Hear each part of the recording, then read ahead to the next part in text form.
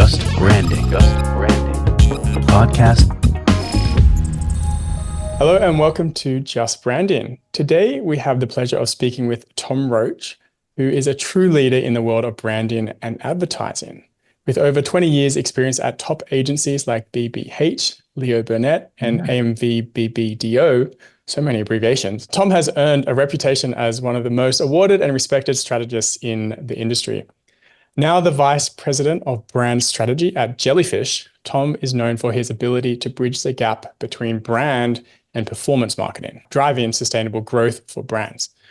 In this episode, we're going to explore Tom's journey, his unique approach to brand strategy, and how he's shaping the future of branding in a digital-first world. So welcome to the show, Tom. Thanks very much for having me. So we're going to start at your journey. I'd love to know how what led you to become the VP of brand strategy at Jellyfish. Wow. Okay. Do you want to go right back? So I started in advertising in 98, I think, at a small little agency it was tiny, but it had media and creative, which I think is instructive because that was the back end of the time when media and creative were still together in some places. It was the split was happening, this big kind of divergence. And then I moved to AMV BBDO, where I was lucky enough to be worked on loads of Mars brands, actually as an account person, as an account exec. And I was noticed for being not especially great at that job, but that I had slightly greater proficiency in some of the data and some of the consumer research and some of the more like writing briefs and that kind of thing, which I was given a go at on some of those brands.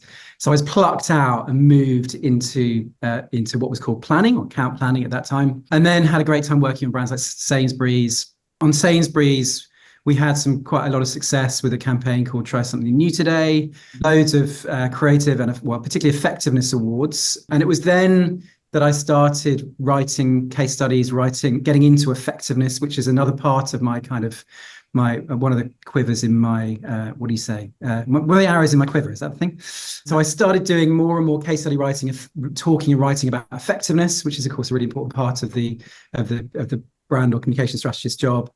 And that got me into going to Burnett to work on McDonald's because they were really keen on not only creativity but also effectiveness, and won some awards on that. And then that got me to BBH, where they were really keen on re-establishing themselves as an effectiveness force in their strategy department. And that kind of did a lot of work on that, won a load of IPA awards with that agency. Can I just interrupt you there around the word effectiveness, just for our listeners? Yeah. We're used to brand, and it's a term we don't often hear as often on here. So when you say effectiveness, what does that mean in this context? Yeah.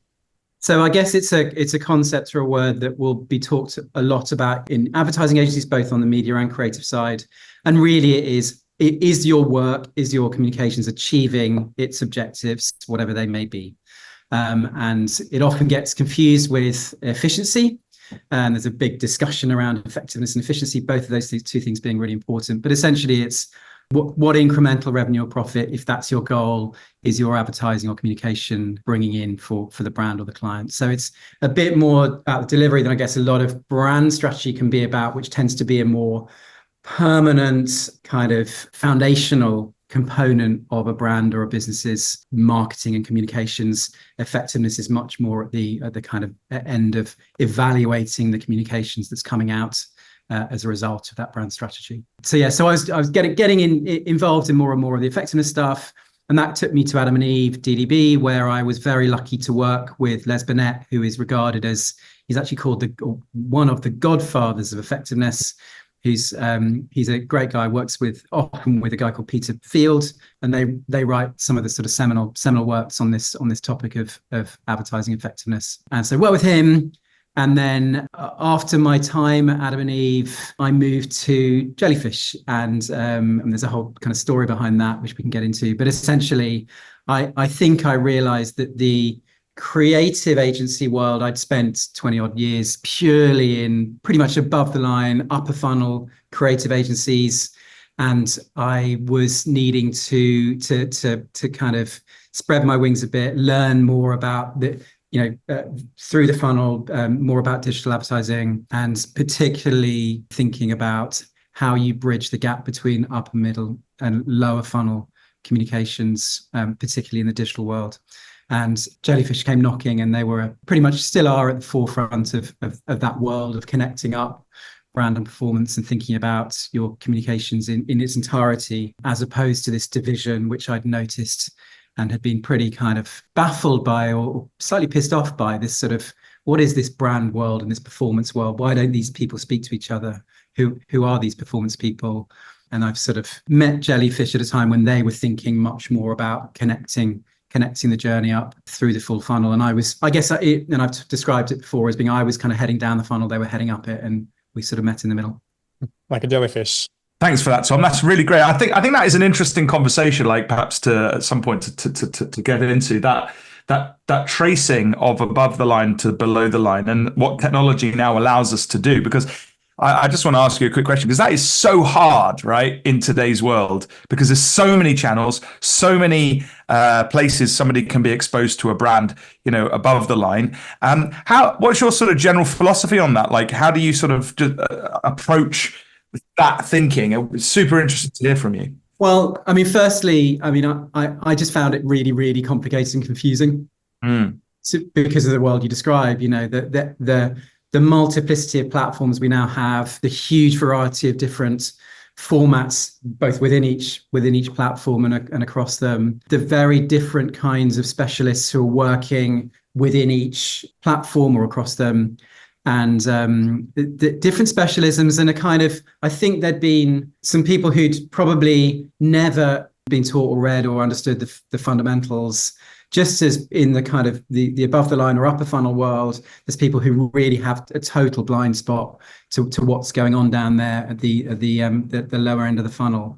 So there's a kind of misunderstanding or a mistrust maybe of these two or even three worlds. I hear what you're saying, because I often come across it as well. So above the line is very much, awareness driven. Let's get the brand out there. Let's just kind of get in front of people's faces. And then below the line is like, for at least my understanding, and you can educate me if I've got this wrong, but it's like, how do we then draw those people down, as now that we know that they are ideal customers, how do we then get them across the consideration and decision lines? Yeah. It's tough, those two worlds. And approaches, one's sort of scattergun, one's a bit more refined. Scattergun is if Byron Sharp were to hear that word, he'd probably wince. You talk about reach and the importance of reaching as many of your target audience as often as possible, or at least continuously. The very best people who I've seen doing this, and often we've got media people and creative people at Jellyfish. It's another kind of distinguishing feature of what we're about, because we're both brand and performance, media and creative, all of it. When I think about the media people who are really getting this right, they are very cognizant of the fundamentals. They are reading Byron Sharp. They're kind of reading all the Burnett and Field stuff. They're making sure they absorb all the fundamental principles of brand building communication, and as best they can, they're applying those to their the more targeted communication that they're in charge of. And that is about, I guess, being more respectful of creativity, not just kind of going to the lowest common denominator. It's about understanding the importance of reach as best they can, not over targeting. It's about understanding the importance of attention in the execution and the channels that they're in. It's about the right kind of measurement, not getting seduced by some of the short-term direct response measurements, which is important, but not the only thing, and really thinking about what effectiveness means. So thinking about incrementality, which is making sure that you're removing the sales or revenue you would have got anyway from your calculations, and understanding what is extra that you're delivering here. And so it's really about looking up. It's about not being too seduced by the spreadsheets. It's about looking up and around and being aware of the creative. You'd be surprised how very often the people in the sort of lower funnel performance world they're not as aware of the creative that's running. They're just kind of taking it. The very best ones are looking at it sometimes, and they might literally receive it and go, this isn't going to fit, this isn't going to work. And that's an issue of the creative people or the agencies who are often more used to working at the upper end of the funnel, who are not being as kind of platform native in their execution. and they may be, and I've been as guilty of this as anybody. They're thinking very, very deeply about the big idea, the sort of bigger, more hero executions, and they're not thinking as much as they should about the executions being fit for platform. And that's just vital. It's kind of hygiene, and often that's about is the video the right length? Is the branding in the right place? Is it going to grab people? Is it going to, or is it one of those? Is it just a cut down of a TV ad, which is a real problem? And so it's still a problem today. It surprised me how often that's an issue, even though we've had some of these video platforms, for pushing 20 years actually. So, question: why do you think there's such a big divide between brand and performance marketing? Well, firstly, I think it is narrowing. I think there's much more acknowledgement now than there probably was initially about the needs to connect things up. So I don't want to over dramatize the separation. I think there has been a separation. It still exists. I think it's probably a really historic one. So you can go right back to the early 20th century, and you can distinguish between advertising people who were obsessed with discounts and coupons and direct response and getting an immediate response, and advertising people who were a bit more interested in image and memory and creating lasting impressions of a brand. And you can trace that back to some of the very early writings in the early mid 20th century. And I think that division probably was at its height in the kind of direct response DM world versus and that was when above the line and below the line, I think were kind of in terms of concepts and language were mostly being used. And those two worlds, so they were kind of they'd always been apart. And then when digital arrived, you get some of those direct response agencies becoming digital agencies, learning how to use the new tools, beginning and some new kinds of agencies who were search SEO type agencies, PPC agencies, who were really at the forefront of performance marketing. And so there were, and I think this kind of newer division is both an extension of this historical division, but also the arrival of some of these new platforms, which were originally just better. It's not surprising when a new platform arrives on the scene, it's often initially used for direct response. And it's a kind of default setting, I think, for new platforms. It's easier to see an impact. It's easier for the platform to sell their inventory, sell their wares, sell their proposition to new clients, to say, look, if you put £1 in, you'll get £1.50 back. And so it's very appealing from that perspective. And I think it's only as the platforms have developed, video has developed as a format within various platforms, new platforms which are video first have come along, mobile first platforms like TikTok, where all of those trends are combining. And you actually, I think, see probably in TikTok, you see one of the quickest arrivals of brand advertising in the context of a new digital platform than we've ever had. And I think we're about to go through the next phase of this kind of direct response through to brand and through the full picture kind of journey with the arrival of AI in serious and big ways in advertising. So we're going to see initially Gen AI being used more at the lower end of the funnel.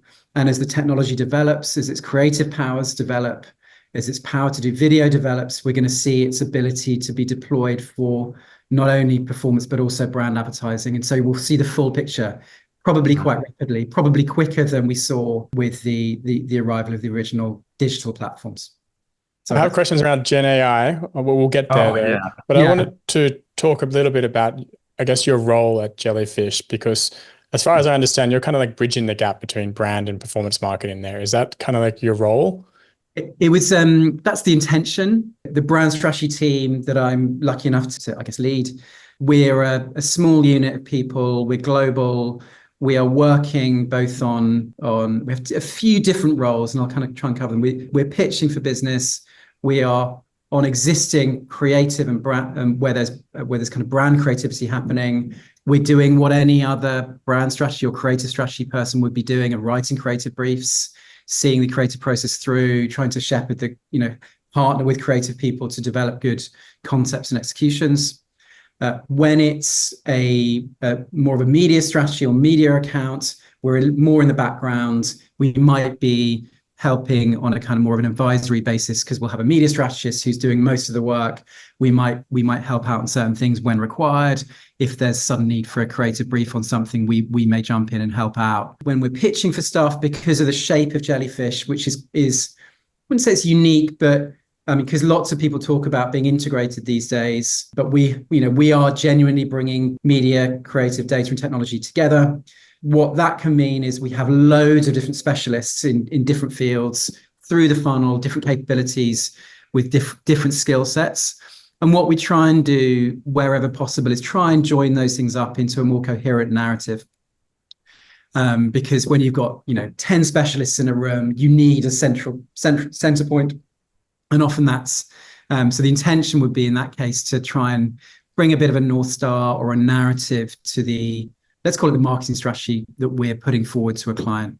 So and that's often a kind of consultative advisory role. We might be, I don't know, there might be an SEO account with a premium retailer, and normally a brand strategist wouldn't have much of a role to play in that, but a Jellyfish will be there in the background helping out, trying to make sure that the content that's being created is going to be effective, is going to be leading to right outcomes for the clients. So we're kind of Swiss Army knives in a way, but I think we're a rare example of a capability in an integrated agency like ourselves, where you need somebody to be the glue to bridge the gap between different capabilities. Sorry, that's a very long answer. That's a good metaphor there.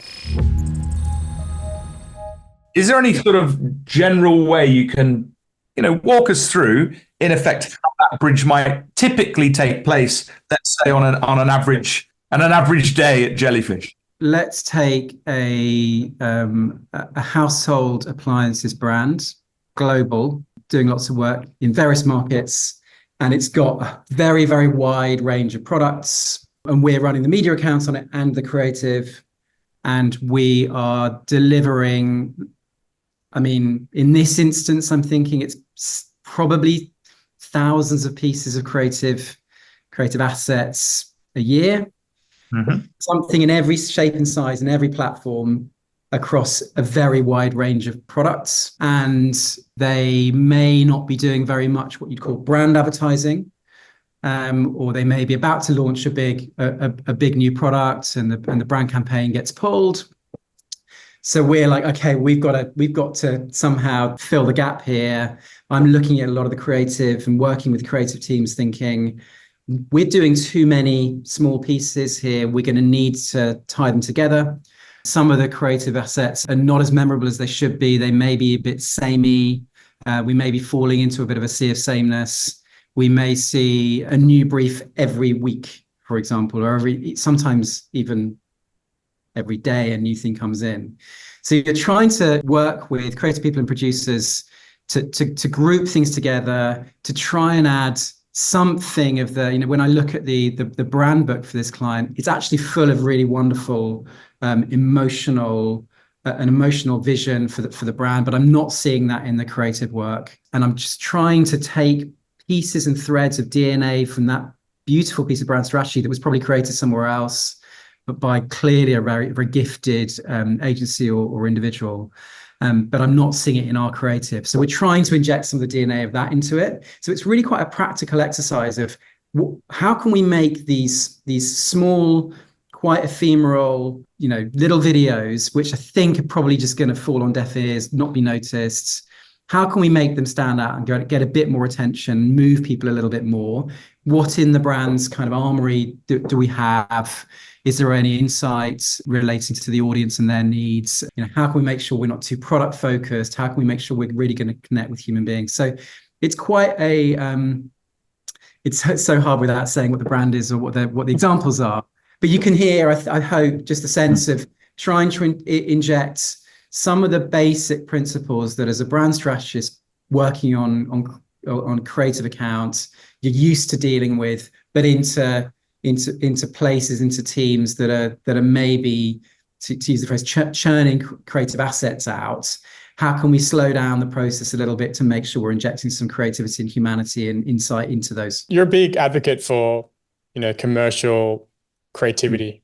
Like, why do you think creativity is so crucial for long-term brand growth? Well, let's think about what creativity really does. So creativity, and it's quite a fat term, and people kind of go, well, it's ill-defined, and it can get you into trouble. My perspective is, if creativity is about getting more attention, it's about getting your message to be attended to for longer, and therefore encoded in the memory for a bit longer. It's about moving people so that message has a kind of an emotional thing attached, which gets it ingested more and encoded more. So your communication lasts longer in the memory. And if you can do that, then you've got a chance of over the longer term adding to people's memory structures of your brand. And you just create more hooks and like little bits of Velcro, a stronger network of brand associations with your brand. If you think about McDonald's and the network of associations they've created around all of their different iconic products, different packaging, their visual identity. And McDonald's at its best when it's advertising communication is playing with its brand codes. It's being very emotional, often quite witty with it. There's a campaign called Razor Arches, where playing on the notion that when people see each other in an office, you can raise your eyebrows, raise your arches. That is a trigger to other people going, oh, I fancy McDonald's too. They will head off down to McDonald's. That becomes an association with the brand, a stronger association. So you're looking to build stronger, more longer lasting associations. The more people have a wider, richer variety of associations with your brand, and a greater set of what Byron Sharp would call category entry points. So associations that are reasons why you might go there, or people you might use the brand with, or different reasons to get into the brand. Then you've got more hooks, and you can appeal to a greater number of people for a wider range of occasions. And that almost by definition means you're gonna grow, because you just have a greater universal appeal. And the brands that I've seen do best have always had quite a strong universal appeal, and they've sought to not only reinforce the kind of use cases, if you like that kind of term, that they're good for, but also are extending and developing new use cases, for new users.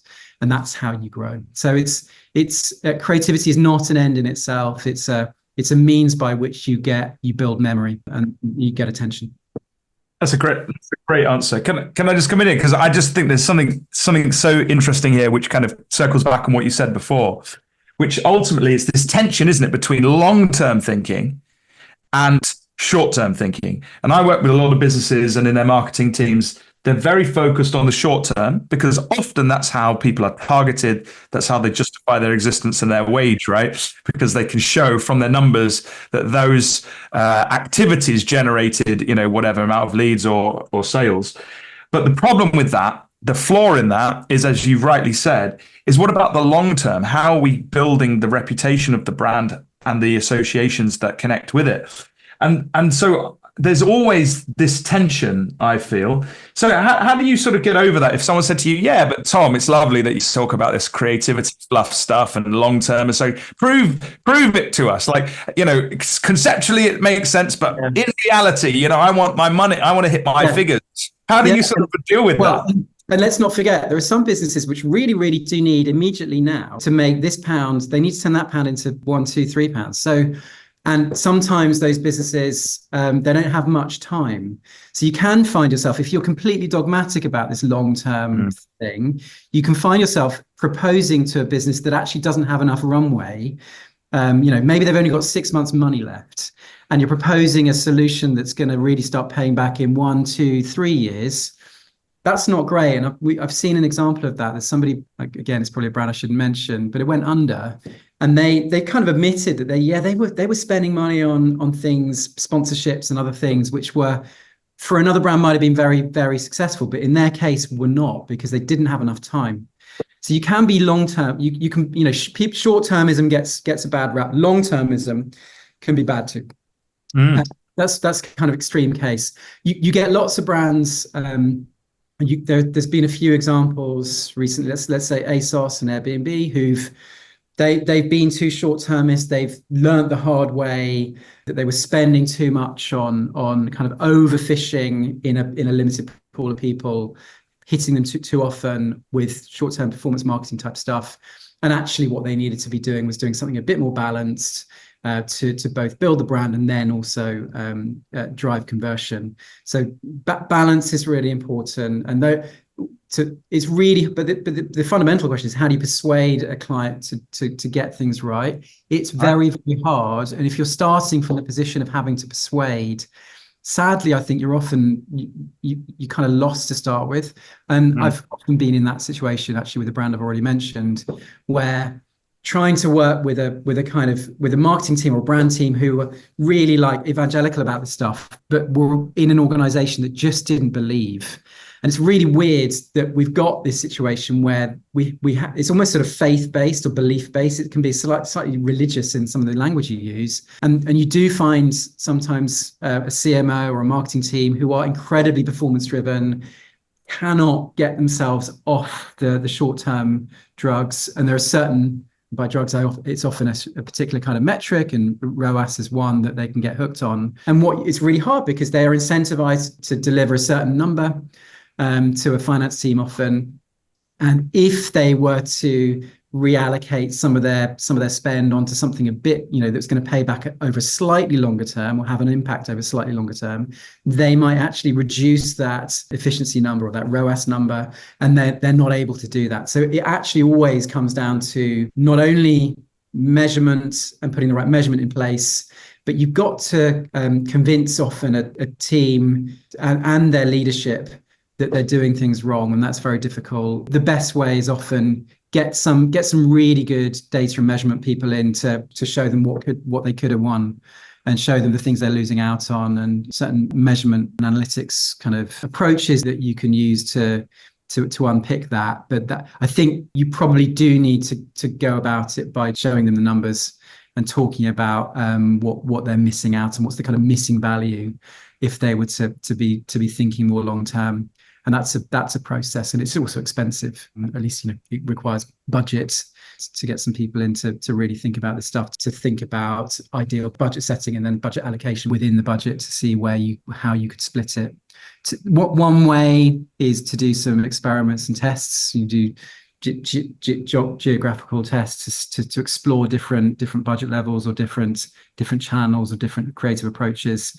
That's a kind of lower risk way of doing it. So you find a small region or a city, and you develop a campaign that's going to be more balanced or more brand building in it. That term brand building doesn't, I think, help particularly. I mean, it has some, for certain marketers, can sound like it's fluff, or it can sound like it's money wasted. It's not my belief, but it's some people think that, and that doesn't help. So there's language problems as well. Often you have to find like new words to describe things, which is kind of ridiculous. There's so many words. There's different things. Yeah.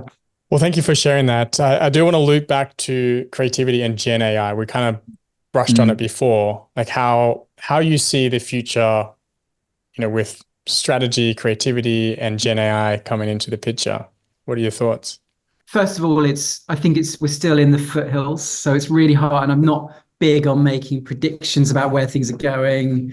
It's really hard to see exactly what's going to happen. Where are we all going to be in 5 years' time is impossible.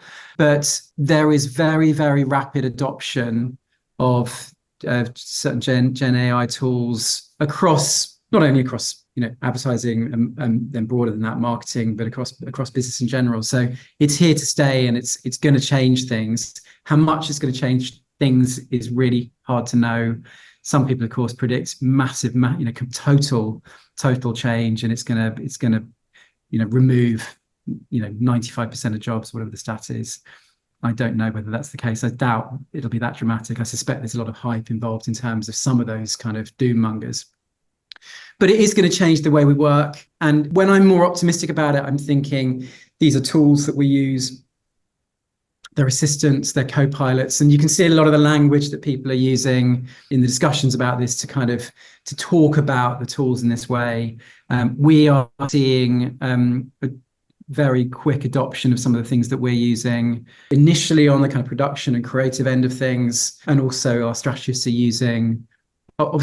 informally using some of the kind of publicly available tools But there's some very good new platforms being developed, which are assistants for people in all sorts of jobs that are very helpful. And you can see AI as an assistant to strategists, as a way of a sparring partner to develop new platforms or new propositions, a way to inject some new thinking into what can sometimes be a solitary job. I mean, if you're a strategist, if you're the only strategist in a mid-sized agency somewhere in the States, it's quite good to have a partner like that if you don't have a human partner to inject some extra some new thinking. So I think it's got tremendous utility, and you can see that by how quickly it's being adopted. So on the strategy side, yeah, I mean, using it to interrogate clients' research, their data, to summarize things, to help develop briefs and platforms. It's here to stay. Really interesting tools being developed to create new audience segmentations, which, there's a platform called Evidenza, which looks really interesting on that perspective, which has been particularly used in the B2B space, where there's less easy for B2B businesses to get hold of audience data. So it's kind of fills a real need there. On the creative side of things, we see it practically, it's slightly less rapid at the moment, but every week or every month, you're seeing a new issue or new iteration of a range of different production type platforms. And the film is beginning to be quite impressive. It's only a matter of time before text to video is going to be here very, very soon. And that will change how creative people work. I'm not a doom monger about the role of humans in this process. I think human creativity is currently unsurpassed in terms of its ability to generate new ideas. But the way that AI develops new ideas is, I think we can overstate the need for originality in idea generation. And actually, originality has always been, whether it's human or machines doing it, the crashing together, the combination of existing strands of DNA, existing ideas, and AI is actually very, very good at that. So I think that's where you will see Gen AI, not only in the production process as we've got it currently, but also in the generation of new concepts. And of course, it's able to iterate very rapidly. And so I think we still need human eyes over things to select and to go, that's the good idea here. And that's a classic creative direction tool or skill. And having great taste is a thing that's humans are really good at. I think that particular role is here to stay. Eventually, I mean, you hear people talking about having an entirely autonomous marketing kind of content generation process. I think there will be humans needed in that process too. We talk about humans in the loop at Jellyfish and within the brand tech group. That the human in the loop is still really, really important and will be for quite some time, I think. So I'm not a doom monger, but I don't want to be hyperbolic about the change it's going to create. I think I always kind of sit on the fence in these things, but I think somewhere in the middle of doom and gloom versus hyperbole is where I like to be. I hope that's sort of reflected in the answer. That's a great insight, and I appreciate what you're saying there. I was curious, have you got it in your process at Jellyfish? Here's a point that you would use AI, or what are your restrictions with a company of that size? Who can use what and when? And, is there any protocols around AI and so forth? We have our own tools. So with Brand Tech, we're the group that they bought Jellyfish last year, I think, and also a company called Pencil. Pencil is our core creative Gen AI tool used across the Brand Tech group. We are rapidly developing workflows and processes and teams around Pencil and how we deploy it. Pencil Pro is the version we use for enterprise clients. Pencil has been around since 2018 for SMEs and small businesses who have less need for controls and are less concerned about, I guess, let's call it the quality of creativity. But an enterprise client, if you're a major multinational, you want to be certain that you're doing things right, that you're doing things legally right, that copyright issues are fine, and the ethics around things are fine, and biases are ironed out.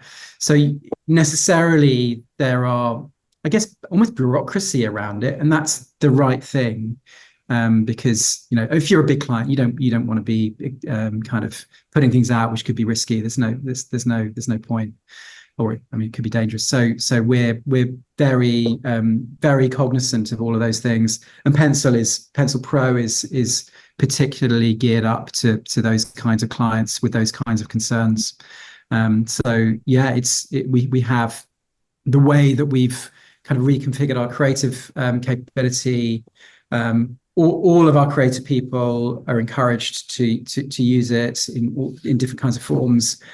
We have the Creative Collective, who are I guess our creative humans who are using AI as a tool, and we have the AI studios, which is predominantly AI with kind of human intervention. So there's two levels at the moment, and we're hiring for kind of Gen AI creative directors and Gen AI creatives who are That's crazy.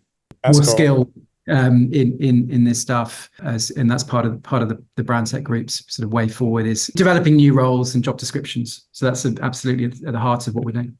A Gen AI creative director. Yeah.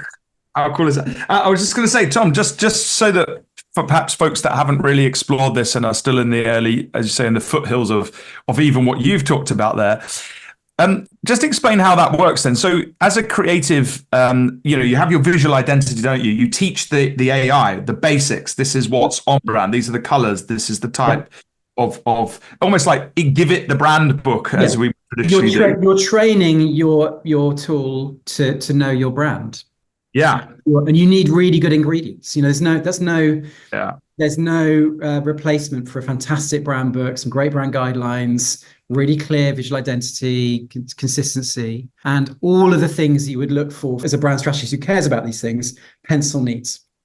Mm-hmm. So, I don't see any kind of, I don't know, ethical, moral issues with that. It's technology that is just really good at understanding brands and reading them and then iterating. And the way I've seen it let's take an airline that we work with, who they have a brilliant creative agency who developed fantastic brand guidelines and an amazing brand campaign and great master assets.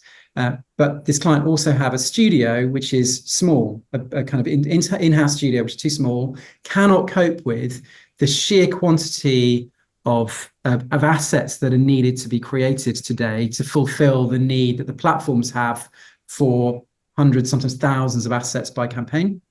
And so a Gen AI tool in this case and a team around it is very, very helpful in unblocking that process, in helping generate the adaptations and variations that are needed so that team can respond to that business's need for and the platform's need for assets. That's it's a fantastic development that is meaning things are quicker and faster, cheaper.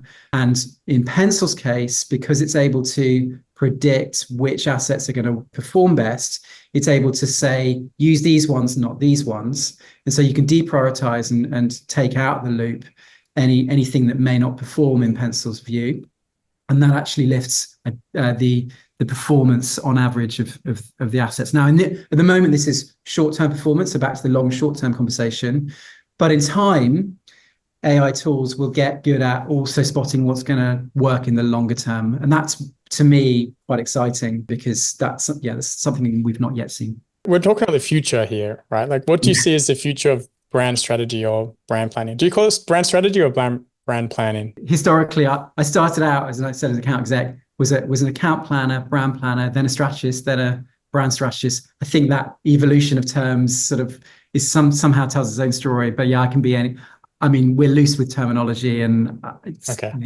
Put that aside. Yeah, talking about the future of brand strategy. The future brand strategy.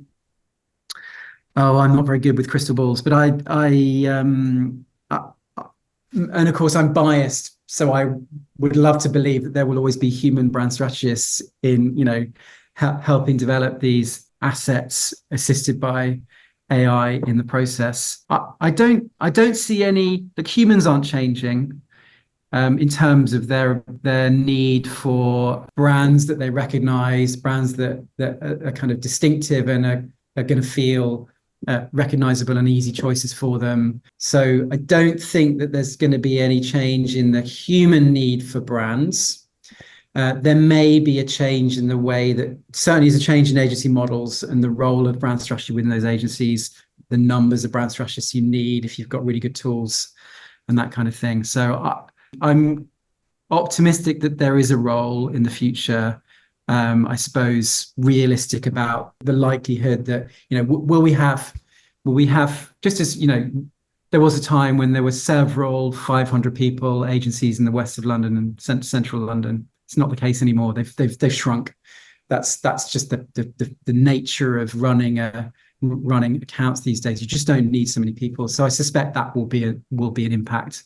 But I don't think we need to be worried about, if you've got the skills, if you're learning, if you're adapting to the future, there will always be opportunities that develop. I mean, look at the conversation we just had about new creative roles. There are new roles springing up all the time. So I think as, in the short term, I guess my advice to a brand strategist would be learn as much as you can about these new tools and get to use them and experiment with them and play with them. And that will set you up for who knows what in the future. But there's no reason to be pessimistic about what the future holds for us.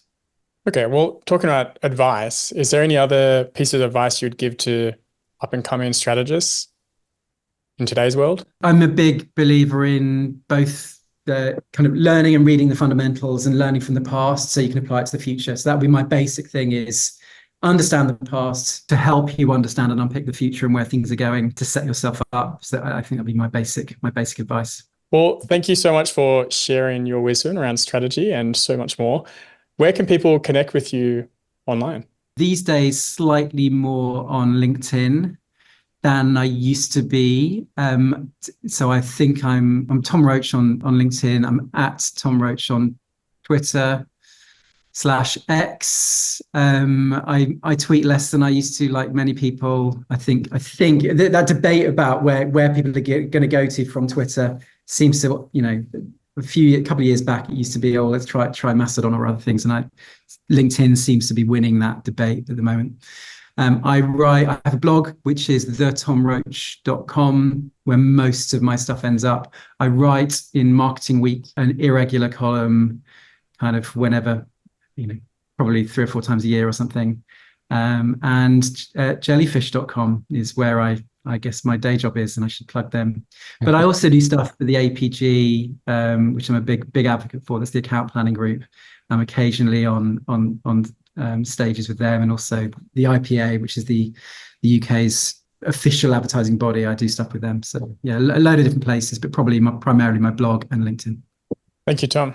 Matt, did you have any closing words? No, I think it's been a super conversation. I think the top of funnel, bottom of the funnel, glue is required, isn't it? And it's amazing as we enter this new era of AI, as you say, to keep exploring how some of this stuff's going to develop. I just want to thank you, Tom, for carving out the time for us. It's been a super interesting conversation. Thanks very much for having me. It's been a pleasure.